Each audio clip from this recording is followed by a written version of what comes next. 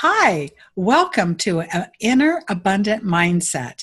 Today we are going to be talking with a fabulous guest on anxiety, stress, and worry. And she's going to have all kinds of wonderful tips and exercises for you on how to get out of anxiety, stress, and worry. So let me introduce our guest today. I'm so excited to have her.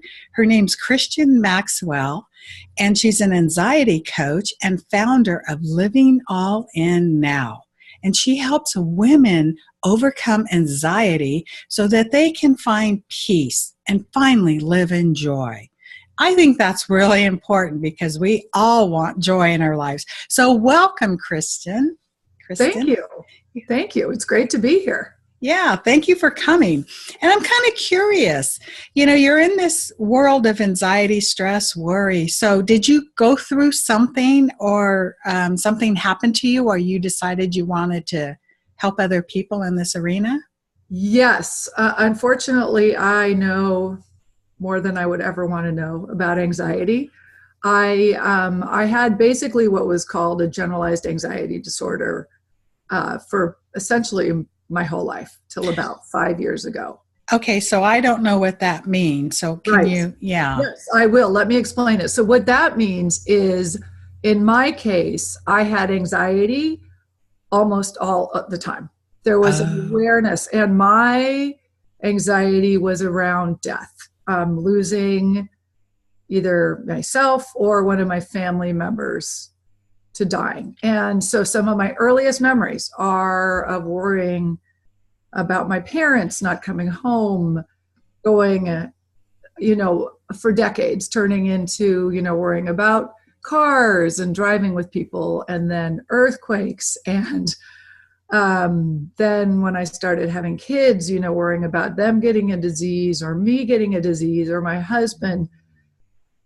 And so pretty much it was, even though I was very successful on the outside, was a lawyer, had a great marriage, I was always, I had a feeling of dread, I would say, laying over my life. And I tried therapy, my parents put me in therapy when I was in fourth grade, to try to help me.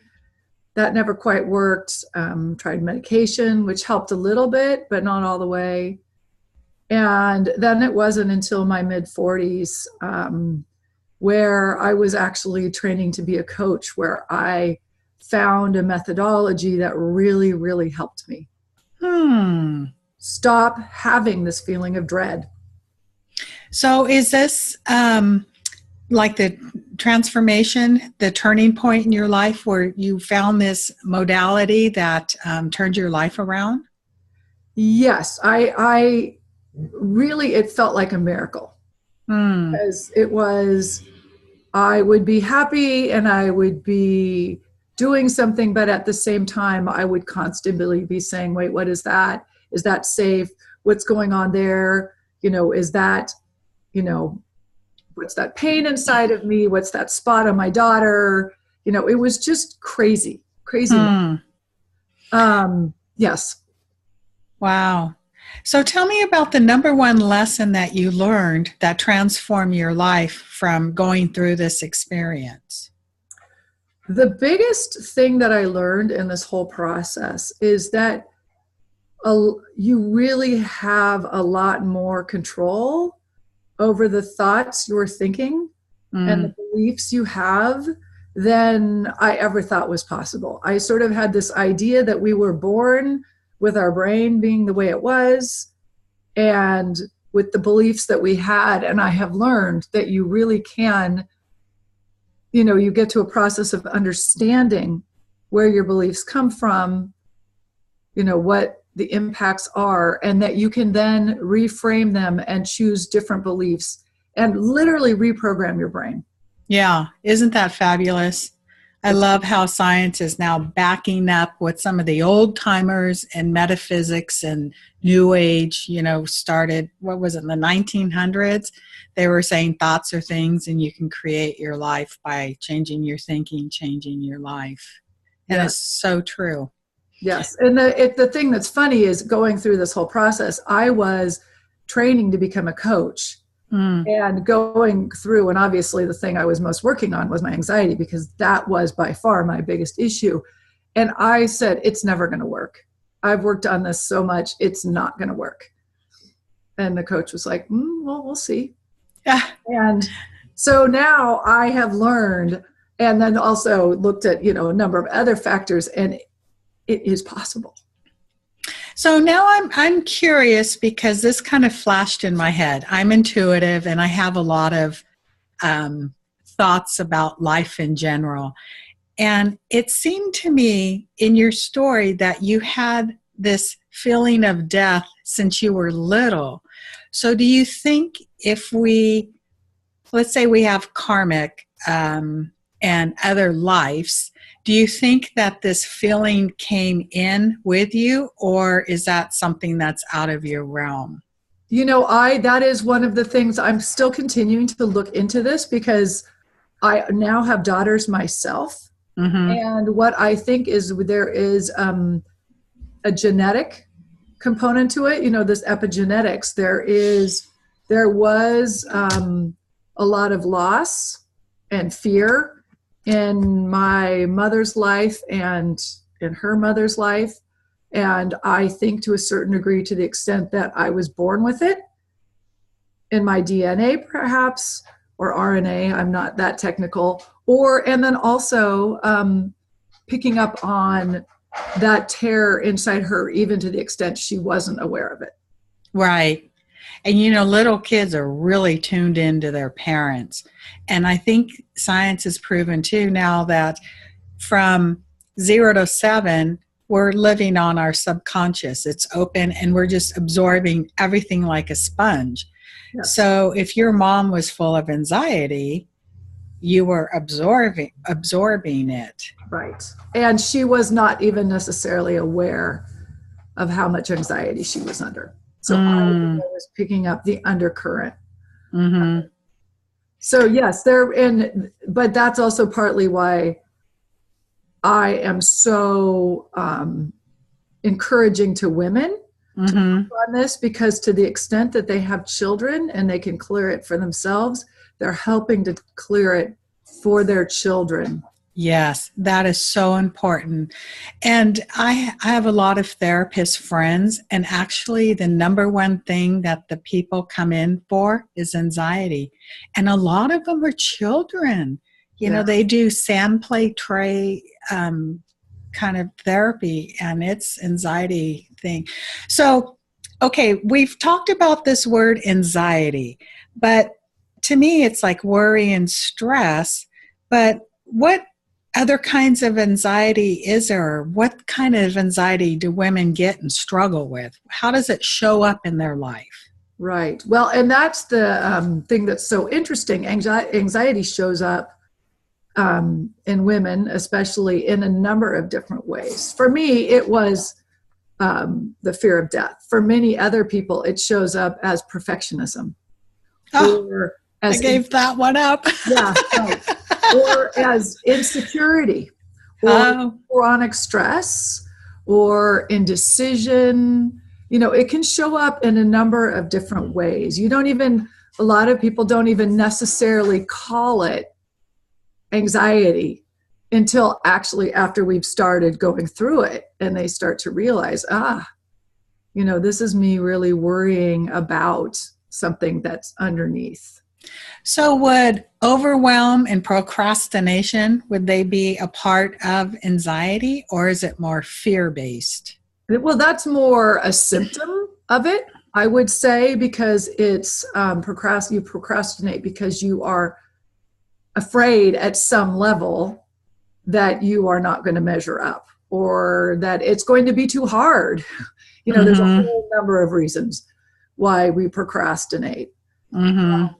But yes, definitely getting, really being able to train your brain to look at it differently and think about it differently helps. Yeah, I can imagine. So if women in general probably have more anxiety than men, wouldn't you say?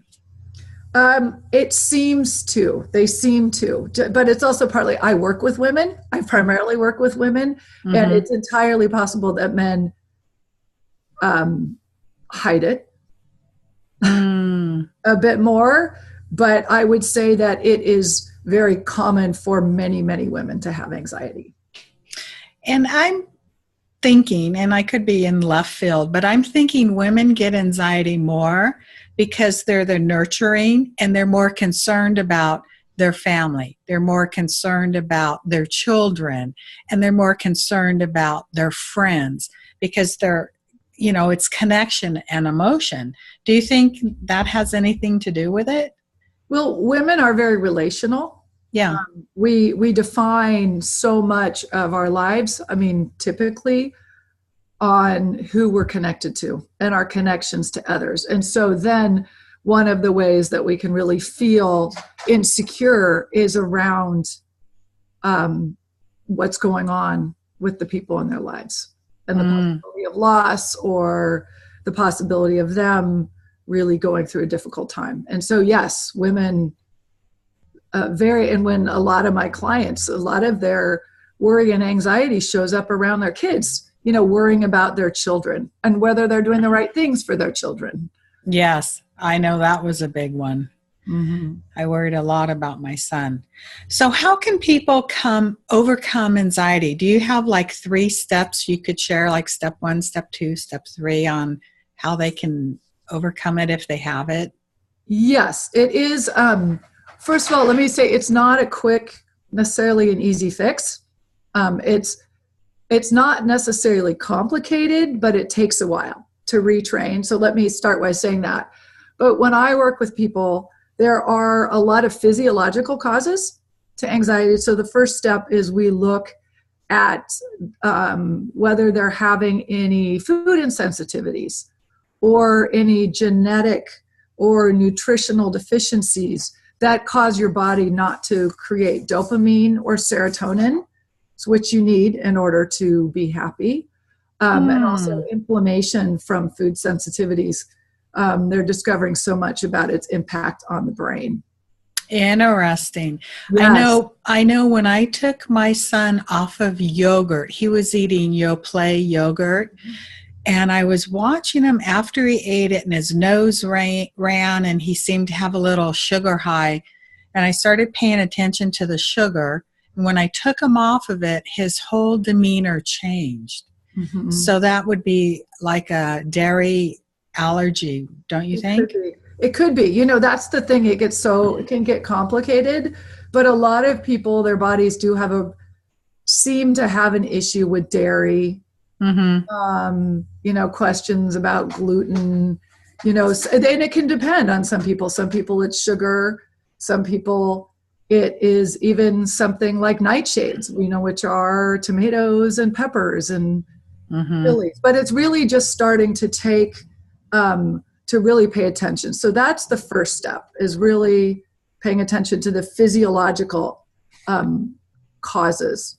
The second step is to look at the habits you have. So for example, have you incorporated ways of managing stress in your life? This is where the knowing how to breathe, exercising, yoga, all that part is, really incorporating and making them part of your life. And also knowing what to do in the moment when stresses come up, rather than sometimes people have this fear that they don't know what to do in the moment. And so they can spiral off. So it's bringing their habits and their behavior into line. And then the third step is addressing, pretty much reprogramming your brain so that your thoughts don't automatically go to, oh my gosh, what's wrong? This is terrible. Something's wrong. You are learning, the beliefs that are in back of that, and how you are, we have these strange beliefs about how these things keep us safe, and if we engage in these thoughts and these behaviors, we're going to keep us safe. So understanding that, and then literally just reprogramming to different thoughts. That is nice. So we have to acknowledge And then we want to do the second step, which is, I forgot. What's the second step? The approach that I take for anxiety as a whole is to look at the body, to look at the behavior, and then to look at the thoughts. Yeah. And to recognize their impact on you and where they came from and what they are meaning to you, what these thoughts mean. Yeah, because when you were talking about the brain, I was thinking, oh, we have that reptilian brain, and its job is to keep us safe. And it really, I think sometimes it really messes us up from experiencing new experiences in life because we go into anxiety and fear because we're doing something new. Right. This fight or flight, right. And there's different types of anxiety. Sometimes anxiety is actually in a certain form and in certain ways is good because it's a sign we're getting out of our comfort zone. And, that's good. That's growth type of anxiety. But I'm talking about the kind where it's just hanging over you and holding you back from really feeling peaceful. Right. And really being present and being happy and loving what you're doing and content. I mean, that is a huge, it's wonderful to feel that way. And I literally never felt that way consistently till I was 45. Wow. Well, you've had quite a journey. That is fabulous. I mean, I'm so happy you're where you're at now and you have this inner peace and joy and it shows up on your face. Yeah. So if somebody has a mind full of anxiety and it's, full of stress and worry, how can we flip it to an abundant mindset? Well, one of the things that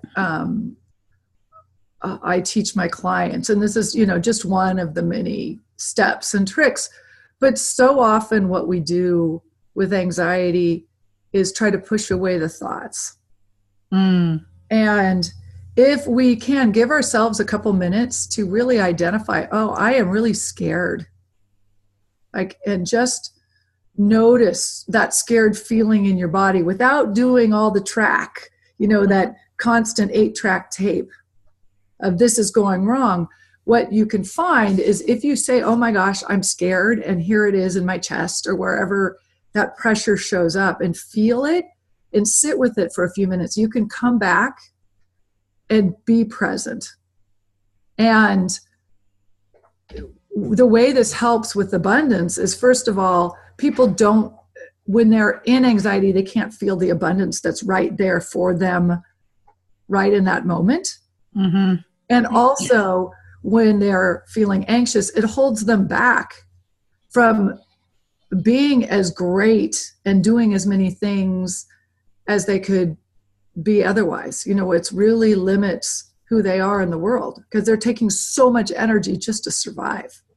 Right.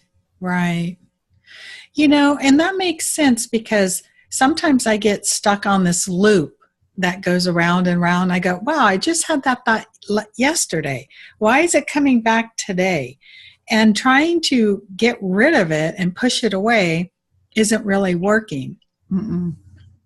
And I know for myself that when I stop, like what you were saying, and really feel it, breathe into it, and let the emotion come up, that it subsides and goes away. Mm-hmm. And the key, especially for people who are full of anxiety in their head, this loop, is to not go into it as a chance to look at it again from every corner in your brain, but just to feel it. And that's a good point. To learn. It's not, I'm going to take a moment to sit here and think about it, which is the way I used to always try to deal with it. It's, oh my gosh, I'm scared. Mm-hmm. How awful would that be if that actually happened? I am scared. Right. And yes, go ahead. And then what happens too is once you recognize that you're scared, then you have this choice to change it. So let's take public speaking for an example. When I first started speaking, I literally shook and I could barely talk.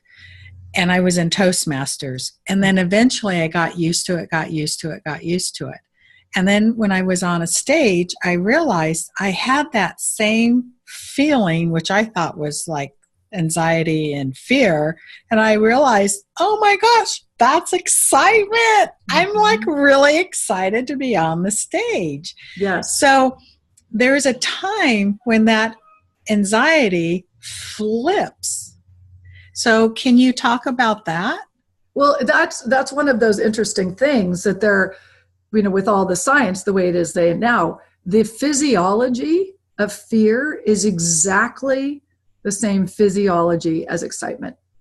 Yeah. So what they often even say to do is then the only thing that differs is how you interpret it. So if you start saying, oh my gosh, I'm so scared in those situations, if you can say, I am excited. Look, I'm excited about this chance to go speak in front of people, even though it seems like some of this stuff seems so like that's not going to work. You're smarter than that. But it works. It really does. Sometimes it helps for me to do some sort of math, or not math, but like count backwards. Yes. Or because that does fully take you out of the fear part of the brain and put you in the prefrontal cortex. Yes. And then from that spot, you can then say, I am excited. And it actually works. That is great because I never knew that. I count backwards or I do math, but typically I'm at a funeral and I'm trying not to cry. So I go into math and I get real logical. And then it keeps my emotions calm. But I never thought to use math when I'm in that state so I could think, am I in fear or am I in anxiety or excitement? Right. Now that to me is brilliant. Wow, that is a tip for our listeners. Good. And then the key is to remember to use it. I mean, that's with a lot of this is it's like, oh my gosh, that is such a great tip. And then you have to remember when you start getting anxious that, oh, wait, I have something I can do. And this is how I can address it. My favorite thing to do is when I learn something new, I get a 3x5 card, I write it, and I stick it on my kitchen cabinet. That's because, a great idea. For me, it has to be visual. Yes, and see it. And that's partly where where it takes a little while. I mean, I would say at least 6 months to really get on the path of starting to switch the patterning of your brain around anxiety. It gets you, it's this process of becoming very familiar with what thoughts it is that you have, then learning to catch yourself when you're having those thoughts, and then knowing how to switch them so that it starts to happen automatically. Because for a while you have to really, and you're like 2 minutes into the thought, and then you start to learn to catch yourself. Like, oh wait, I'm not going to go down that path, and switch it. And then it starts to happen automatically. Right. The neural connections have changed. And then what I find fascinating is because you're paying attention, your mind's just doing its normal thinking. And all of a sudden you hear this little faint string come by and you go, wow, where'd that come from? And that's something that bubbled up from your subconscious that is checking to see if you still want it or not. But half the time we're so busy in our conscious mind, we don't know that little stream went by.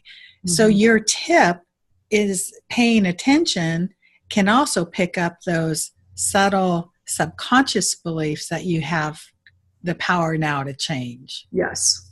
And that's what a lot of the exercises are, is really getting in touch with what you are getting out of this, having these thoughts. You know, how you think you're protecting yourself. Because at some level, we're doing it because we've adapted it as a survival mechanism. It's not a good one, but, when we were younger or whatever level we started doing it, that's what our brain said, okay, I've got to do this to keep myself safe. Right. Stuck it in the file cabinet and keeps pulling up the same file. Yes. Yeah. That's amazing. Well, I've loved this conversation. And if our listeners want to get a hold of you and learn more about you, you have a website. And do you have a free gift you can offer them today? I do. I have, it is an explanation of the 6 factors that I look at when working with somebody to overcome anxiety. What are all the physical factors, behavioral, and mind. And if you're interested in looking at that, you can get it at livingallinnow.com/conquer anxiety. Conquer anxiety. I like that. That is great. Thank you. So what is one tip that you can leave our listeners today that they can get into action and practice this week? Well, I do like a couple we've already talked about. Again, I'm going to remind them because is when you start finding yourself starting to go down this path of just worrying and, oh, what about this and what about that, is to stop and say, okay, what am I feeling? What is this feeling? And then looking inside your body and see if you can figure, a pressure or a pain or something, and you will find it somewhere in your body. And just give yourself a couple minutes to feel that emotion, and your brain's going to keep wanting to go around and around and say, stop, and just go back into that. And what it's doing is it's helping your nervous system to clear some of that energy out. And it will take you, out of that nervous energy. Mm-hmm. And it's a little bit like an onion. It's one little peel there and one little, another little layer there every time you do it. But it allows you to center again. Not in the loop.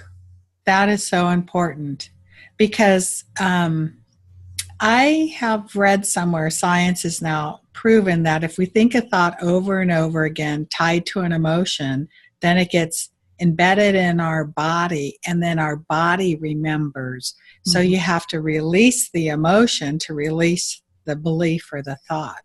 Yes. So it's integrated. Yes. Yeah. And one other tip that I like is as a process of that, because we get so caught up in our thoughts and start to think, that all these things could happen, the things that, whatever this disastrous future is that we're, painting for ourselves, is sometimes to say, that really would be awful. Oh my gosh, that would be so sad or scary or whatever it is. Because again, what you're doing there is pointing out to your brain that this is just a thought. This is not a truth. It's not a reality. And again, it helps to step back and then feel calmer again. It's a centering thought. But it's not pushing it away.